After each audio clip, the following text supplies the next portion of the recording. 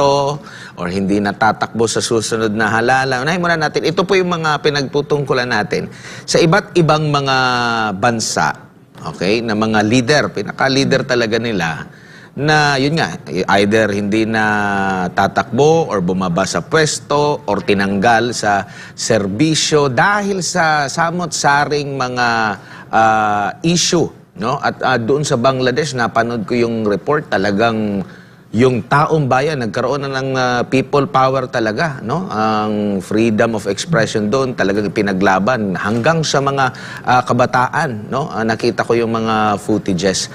Ano ang ano nito, Prof? Ano ba ang matutunan? Maaari nating matutunan sa mga pangyayaring ito?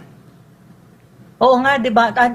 Magandang tanong 'yan kasi ako nag-post ako sa social media ko, sa Facebook ko, in-identify ko nga yung mga leaders sa Asia, not only ASEAN, but in Asia. Like for example, yung nangyari sa Bangladesh, ang recent pronouncement, I think, ng Prime Minister ng Japan na mag-step down siya kasi nga nababalot ng scandal ang kanyang pagiging Prime Minister. Tapos sa Thailand, kahapon ba o the other day, nag-rule ang court doon na mariremove din ang isa sa mga leader, pinakamatas na leader nila because parang nag-employ siya ng mga sa kabinete niya or something na ito yung mga convict na convicted of a crime before kasi hindi pwede. And then there's another one sa ano naman sa Indonesia, isa sa pinakamataas na leader ng isang pinakamalaking political party na involved sa issue naman ng corruption and all that, no? And even the Bangladeshi Prime Minister was being accused being accused of corruption as well. So may maraming accusation sa kanila. So parang you can see the trend right now in Asia na yung mga figures, mga leaders ay parang nare-remove. At ang common ground nila when you look at them is una yung issue ng corruption, pangalawa issue ng human rights in a sense na may specific human rights na nababiolate ang administrasyon ng leader na yon at nagre-react yung mga tao, at saka yung isa pa na very common din if you really look at all of the commonality or what you call the denominator sa mga leaders na to na nare-remove or na-forced to resign or from their office is yung scandal. So ibig sabihin maraming skandalo na nababalot sila at nababalot ang administrasyon nila. So kung anong ibig sabihin nito, anong learnings ng mga Pilipino dito? Unang-una, makikita natin na sa mga bansang ito, the people is taking the responsibility na hindi tanggapin at hindi lang iswallow yung mga nakikita nilang kamalian. So ibig sabihin, they're standing on what is right. Na no, kung ikaw ay isang leader na hindi nababagay sa amin dahil nababalot ka ng maraming skandal ng corruption, human rights abuses, abuse of power, and all these things, you don't deserve to be there. And we as people, kailangan mawala ka dyan kasi hindi kami nag-agree. Kami ang naglagay sa'yo dyan. Kami rin ang mag-aalis sa'yo dyan. Kasi we will stand on the right side of things. So parang ganun ang message na makukuha mo kung babasahin mo ang mga information at saka news talaga kung bakit itong mga leaders na to na kumbaga natanggal. And another leader, I think, around March of this year na nag-resign at na-remove, in a way, forced resign siya, is yung isang leader ng Vietnam. Kasi nababalot din ang kanyang, parang may mga allegations sa kanya that related to corruption. So may ganitong mga trend na nangyayari sa Asia. So ang nakikita ko dito, parang political cleansing, parang ang mga tao sa Asia mulat na at nakikita na nila na, we cannot swallow these things. Pag nakikita nila ang something is wrong, hindi ka magandang leader, kailangan kang papalitan ka talaga. So makikita mo yan sa trend sa Asia right now. So yun yung nakikita ko na maging lesson sa Pilipinas na alam mo yun, kasi ang Pilipinas, wag na nating, kumbaga, let's call a spade a spade. Marami talagang challenges ang Pilipinas at the moment and even before na we have leaders who are not supposed to be there or we have elected officials. I don't even call them leaders eh. We have elected officials na nasa posisyon, nasa kapangyarihan na they don't deserve to be there. Kasi hindi naman nila pinagsisilbihan talaga ang bayan. At isa pa, ang kanilang pamumuno ay nababalot ng iskandalo. Na para bang kung may delikadesa ka as leader, hindi na kailangan ng taong pwersahin ka o malis sa posisyon mo, ikaw na ang magkusa. Kung may delikadesa ka. Kasi the mere fact na nababalot ng skandalo, ng allegation, accusation, ang iyong administrasyon or ang iyong pamumuno, then siguro kung mayroon kang sense of delikadesa, bababa ka sa pwesto mo. Kasi hindi maganda na sa isang leader na namumuno ka tapos ang daming binabato sa iyo ng mga allegations, iba-iba. May personal level, ang karamihan is all about governance issue like corruption, abuse of power, and like sa atin, sa Pilipinas, I mean, you can see that the current administration is facing a lot of accusations and a lot of allegations. So, ang tanong kasi dyan lagi, saan manggagaling ang pagkukusa ng isang pinuno na, alam mo yun, I don't think I have the trust of, kasi ang dyan pag nababalot kasi ng mga allegations and accusation ng isang administrasyon at isang leader, may question of trust doon may question of public trust. Ang tanong doon, tinatrust pa ba siya ng publiko? Ibig sabihin, ang tanong din doon, may confidence pa ba ang publiko sa kanya? Yung population na kung saan mandated siya to serve. Maybe wala na. So may ganon pero nasa tao kasi yan nasa sense of delicadeza yan ng isang leader. Kung nakikita, at saka nasa isang leader yan kung may wisdom ka of what you need to do and what is good for the country and even what is good for you. So may ganon. So makikita mo yan sa ibang mga leaders ng ibang bansa like Japan. You can see in Japan, siya na mismo nagsabi by September, bababa ako sa pwesto ko kasi nababalot ng skandalo ang aking pamumuno. So bababa ako to save the party, kasi ng party niya, at the same time to save also the country from turmoil. Kasi kapag hindi siya bumaba, makakaroon ng turmoil kasi people will clamor for change.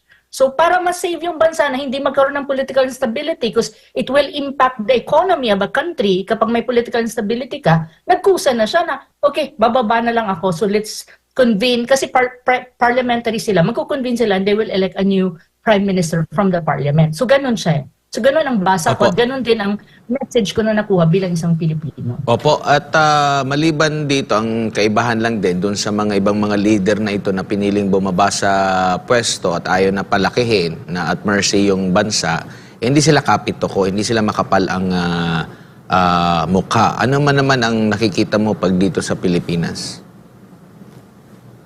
Iba kasi ang trend dito sa atin, Admar parang balot na sa kumbaga, dami ng binabato, balot ka na sa skandalo, marami ng mga problema ng bayan at the end of the day, kasi ang naman talaga dyan, kapag maraming hinaharap ang bayan, ang command responsibility, nasa leader yan, imbis na either sagutin mo ang accusation, sagutin mo ang mga allegations, deadma lang, or di kaya kapit toko. Talagang hahawakan nila yung posisyon nila imbis na magkaroon ng delikadesa or sensitivity man lang. At saka, ang mahirap pa doon, hindi lang hahawakan ang kanilang posisyon. Gagawa sila ng paraan na yung mga kritiko nila ay gugurgurin nila to the maximum level. Na para bang vindictive ang dating. Hindi naman dapat ganun Kasi ang posisyon ng isang leader, like for example, ng Prime Minister, President, or whatever, hindi naman sa inyo yan, hindi naman yan sa kanila It's a temporary position. You're elected there precisely because people thought before na you can do something for the country good. And you can change the country to something better. Now, kung hindi mo kaya at hindi nakikita ng tao at nawawalan sila ng trust sa'yo, ibig sabihin, you don't deserve the position anymore. You should try to reconsider. So, mas ganun Pero sa Pilipinas, iba ang kultura natin Imbis na magkaroon ng delikadesa, kapit tuko, tapos ang mahirap pa doon, re-resbakan ang lahat ng kritiko para tumahimik sila at hindi na sila magsalita at mag-inflict ng fear sa mga tao. So ang mangyayari, ang mga tao ayaw magsalita at saka yung mga kritiko gurgur. To the maximum talaga. Na para bang that is not a sign of being a leader Kasi alam mo, ang leader, alam mo kung kailan ka nakakagawa ng mabuti at alam mo rin, mayroon kang sense of wisdom at saka sense of reflection na alam mo kung medyo hindi na okay at alam mo kung kailan ka bababa sa pwesto kasi hindi ka na effective.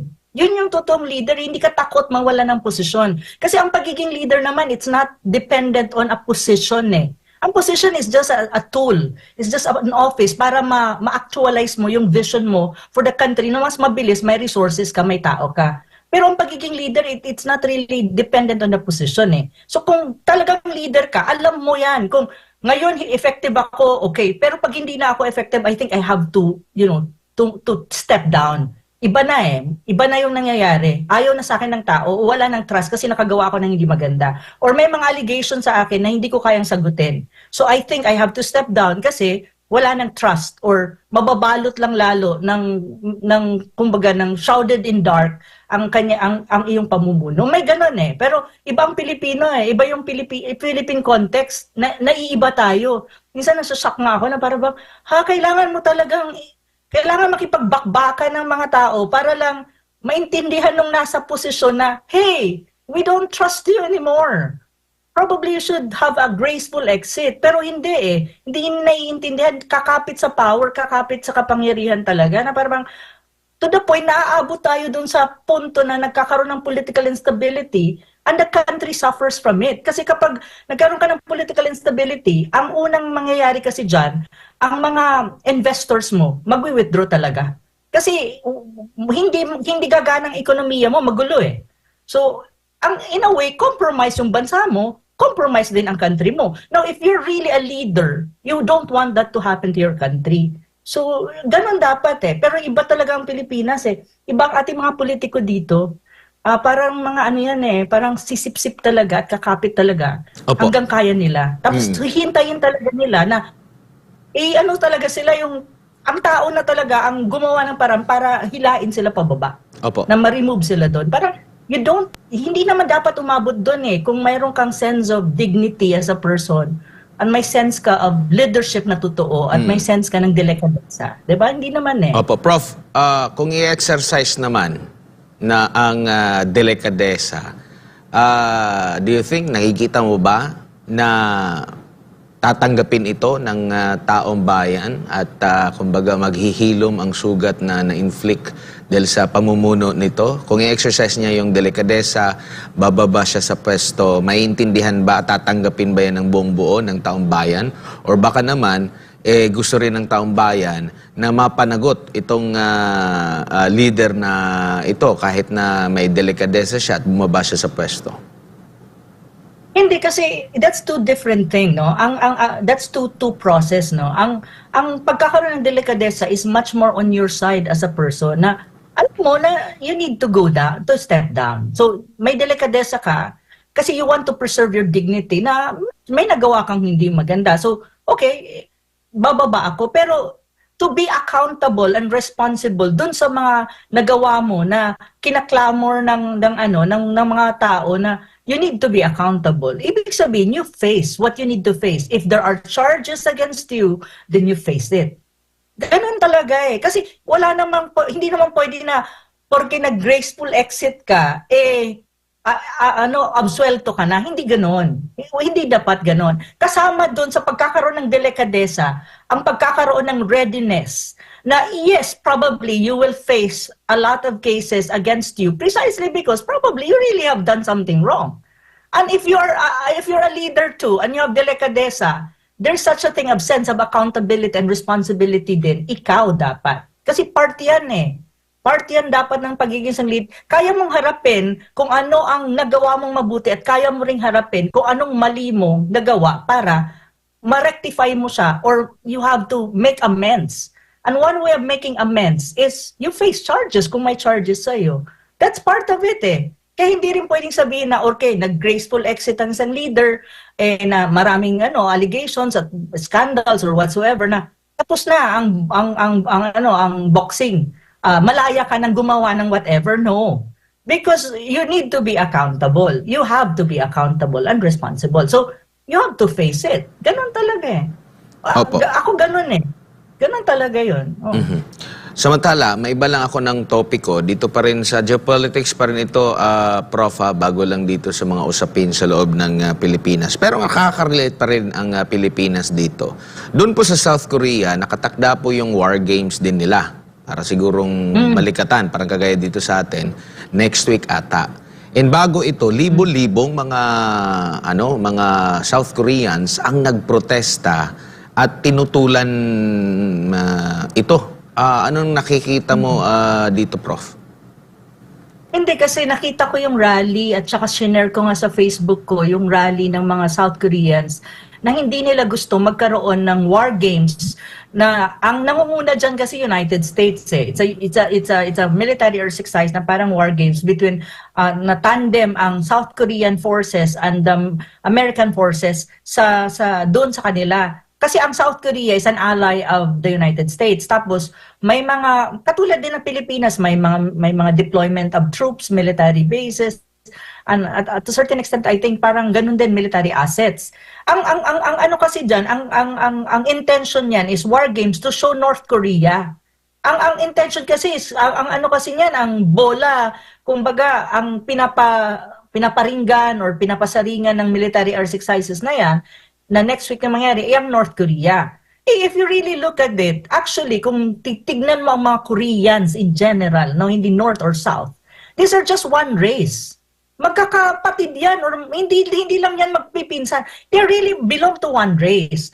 And if you go to South Korea, it just so happened that I traveled a lot, so nakapunta na ako dyan, siguro I lived in South Korea for 2 months, for a training, and then I've met some North Koreans also in my travel. Pag tinatanong mo itong mga taong to, itong mga Koreans na to, hindi nila gustong mag-away at hindi nila magkaroon ng gera ang Korean Peninsula kasi ang mamamatay dyan, ang casualty dyan, is sila din na mga parehas naman silang lahi. So walang Koreans ang gusto, even the North, magsalpukan sila. Ang gusto nga ng mga Koreans, kung papakinggan mo sila, magkaroon ng reunification.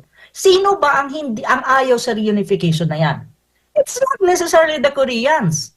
It's really the United States. It's precisely because North Korea is being painted by the United States as evil, just because they have a different political system and a different ideology, which is communism.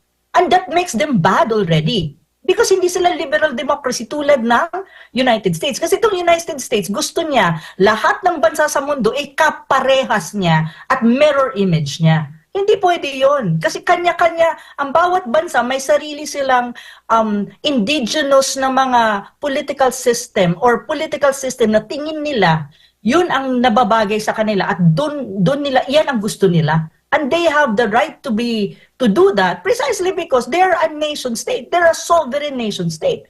Kung anong gagawin nila sa bansa nila, sila ang nakakaalam nun. Hindi ka na dapat nakikialam dun. Pero the problem with these Americans is they want the world to be like a mirror image of themselves. Na gusto nila maging, halimbawa, ang North Korea convert also in a liberal democracy. Ganun ang ginagawa na kahit nga sa Afghanistan, di ba? Kahit sa Iraq, kahit sa Syria. Kaya nga nagkaroon ng mga gera-gera dahil dyan sa imperialistic na adhikain ng United States na promotion of democracy in the world.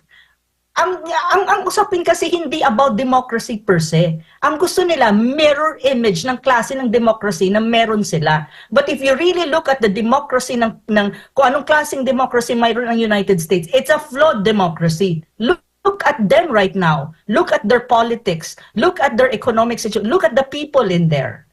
Ang pagiging racist nga lang ng mga Amerikano is not a value of democracy eh.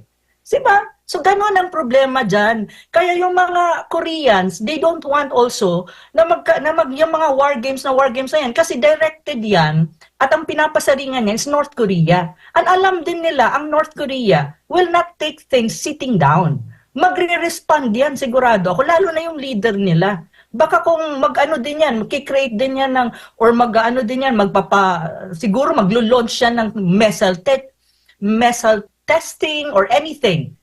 Kasi sigurado ako, pag nag-war games yan, ang North Korea will do something as well. To send a message also to the Americans and the South Koreans na, okay, mag-war games kayo, ready kami. Gusto niyo ng gulo? Ready din kami. Ganun yan eh. So, ang mangyayari dyan, ang Korean Peninsula mo, iinit yan. Pag uminit yan, it's a flashpoint. Flashpoint that would possibly erupt a military outbreak. Pag nag-erupt yan ng military outbreak, hindi lang naman ang Korean Peninsula ang apektado eh. Buong mundo. Kasi bakit again? you have a superpower involved in there. That is United States. Take note, North Korea also has friends na superpower din. Ang pinaka-close friend niya, hindi nga China Russia. And then of course you have China on the other side. So do you really think if in any case magkabakbakan dyan sa Korean Peninsula, sila-sila lang Korean sa mag-aaway? No. Definitely the other players will get involved. And that is not good. Kaya nga sinasabi ko, sa Asia Pacific, tatatlo ang flashpoint mo when you talk about possible military outbreak na panggagalingan ng malaking gera. First and foremost is the Taiwan Strait. Second is the South China Sea. Sa Taiwan Strait at South China Sea, involved ang Pilipinas. Kaya nga tayo nag-advocate ng peace, na dapat wala ng EDCA bases kasi involved tayo. May involved tayo dyan dahil sa EDCA bases. Ang pangatlo is Korean Peninsula, which is ngayon, next week, iinit yung lugar na yan dahil dyan sa war games ng United States at South Korean forces. Yan. Opo. Kung yung nangyayari dyan ay war games pa lamang at dito nga rin sa Pilipinas naunang nagkaroon ng war games yung sa Balikatan, doon po sa, lipat lang ako ng isang lugar pero involved pa rin po dito yung Estados Unidos po. Prof, ito namang kanilang pagbigay, at least ito, na meron na talaga silang naibigay na military aid sa Israel. No, ngayon nakikita mo ba na sa pagtulong nito, pagbibigay pa ng karagdagang pondo sa Israel, lalo na sa ongoing na gera talaga dyan, mas lalong lalawak pa ba? Kasi, di ba, meron na pati yung Iran, di ba? Meron na ring mga conflict dyan. At mas lalawak pa ba yung issue dyan sa gitnang silangan, and at the same time, yung Pilipinas, kahit napakalayo, apektado yet, dito rin, meron ding, kumbaga kung tindi pa talaga ang tensyon, baka mag-aay rin tayo. No? So, ano pang nakikita mo ukol din dito, Prof? Oo, kasi in-approve nila at talagang nagbigay sila ng $20 million ata na additional funding when it Billion ang comes to pinag-usapan dito. Ang sinasabi dito, Billion, 3.5 billion pesos ang na military aid. Oo. Malaki yan na. Well, ang issue kasi ng actually ngayon, umiinit ang Korean Peninsula. Uminit din ng South China Sea dahil dun sa flare na yan. At saka, mayroon pang issue dyan sa South China Sea na tinatanong din ako ng mga reporters tungkol sa moves daw natin. Nagre-react ang China. Now, dito naman sa Middle East, andyan yung Israel-Palestinian. Actually, ito yung kinakabahan right now ng mga tao. Bakit? Kasi ang conflict hindi na lang ngayon between the Palestinian per se na nasa Gaza at saka yung Hamas at saka yung Israel forces. Kasali na dyan ang Iran. So, ang Iran actually is waiting for retaliation. Sinabi talaga nila, kasi binabasa ko yung mga updates on dati. Sinabi ng Iran, they're just waiting for the they will retaliate. Ang kinakalibrate lang nila is gaano kalakas ang retaliation nilang gagawin. Okay? Kasi ngayon may nag-uusap, parang may binobroker na peace talk, parang nag-uusap-usap, pero tinitignan ng Iran kung if in any case hindi mag-okay itong peace talk, titira talaga sila, re-retaliate sila. Inaano lang nila yung magnitude, kung gaano kalakas. On the other hand, nai-involve na rin ang Lebanon sa conflict ng Israel at saka Palestinian. So ang problema ang problema kasi ng Israel Palestinian conflict is ang United States, imbis na pumagitna sila at sila ang magsabi na okay, let's have a peace talk, let's have a peaceful settlement of the issue, let's follow the UN suggested solution na two-state solution, ang United States ang nagbibigay ng ammunition para sa Israel na lalo pang gawin nito ang oppression nila sa mga Palestinian na kung saan naging genocide na yan. Ito yung problema ng United States Kasi hindi nila nakikita na yung ginagawa nilang pagbibigay ng military financing at pagbibigay ng mga armas sa mga country tulad ng Israel na walang sense of humanity, yung mga leaders na nakaupo at may genocide na nangyayari against Palestinian, is lalong pinalala nila ang gulo. Na imbis na kung kaya naman nilang kontrolin actually si Netanyahu at sabihin kay Netanyahu, tama na, stop na. At mag-usap na kayo para matigil na itong kaharahasan, lalo na sa mga civilian. Hindi Pino-fuel nila and they're even financing it and they're even supporting. Ang problema, countries in the in Middle East, lalo na yung mga Muslim, of course they're on the side of the Palestinian. They will react and they will not, hindi yan pwedeng magkimkim hanggang dulo Na alam nilang maraming namamatay na parehas na Muslim nila Darating at darating kayong point na yung mga militante dyan at saka yung mga grupo din ng mga militante na may mga armas na malalakas din, talagang mapipilitan na makisali na sa gulo with the thinking na by doing these things, in a way, nabibigyan nila ng justice ang kanilang mga, mga ka-Muslim in that sense.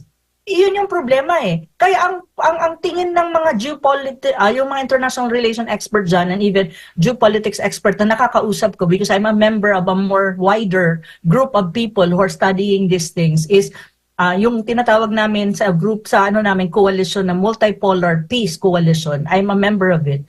Ang ang sinasabi nga namin, nakikita namin na parang itong Middle East conflict baka escalate. And it will involve many other countries like Iran, ang Lebanon nandyan na. At saka ito'y, kumbaga, hindi na yan makontrol at maging world war yan. Kasi ang China at Russia, the moment Israel will attack Iran in a sense na talagang Iran, Russia and China will move.